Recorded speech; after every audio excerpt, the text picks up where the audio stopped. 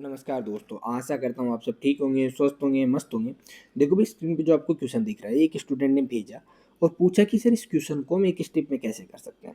तो सबसे पहले मैं बता दूं कि इस क्वेश्चन को एक स्टेप में करने के लिए आपको बेसिक्स की बहुत अच्छी अंडरस्टैंडिंग होनी चाहिए। अगर वो अंडरस्टैंडिंग है तो ही आप इसको कर पाओगे।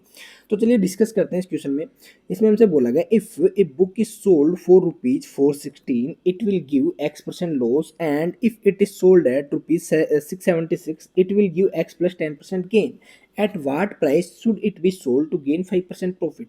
तो हम सबसे पहले एक स्टेप ही देख लेते हैं कि एक स्टेप में कैसे करेंगे। तो देखो, इस क्वेश्चन को पढ़ते ही मेरे जो माइंड में क्लिक किया वो ये कि भाई X% का लॉस हो रहा है, यहाँ पे X% का प्रॉफिट हो रहा है, एक दूसरे से कैंसिल आउट हो जाएंगे।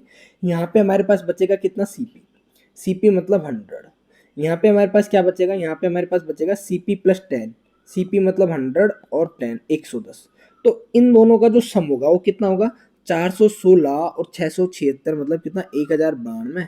और ये कितना होगा, ये होगा 100 यहाँ पे मिल रहा है और 110 यहाँ पे मिल रहा है। तो कितने की वैल्यू हो जाएगी, टोटल 210 की।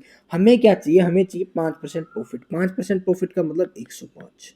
तो भाई 105 का 2 गुना 210 और इसका कितना हो जाएगा, 546 हमारा इस क्वेश्चन का आंसर हो जाएगा। ये तो हुआ एक स्टेप में कि आप इसको एक स्टेप में कैसे कर सकते हो। ये एक स्टेप करने के लिए आपको बेसिक्स की बहुत अच्छी अंडरस्टैंडिंग होनी चाहिए। अब मैं बताता हूँ कि इसको बेसिक से कैसे करेंगे। बेसिक से भी कोई बहुत ज़्यादा होगा नहीं है, बेसिक से भी सस्ता ही है भाई। X% का लॉस हो रहा है, मैंने मान लिया सीपी कितना था, 100।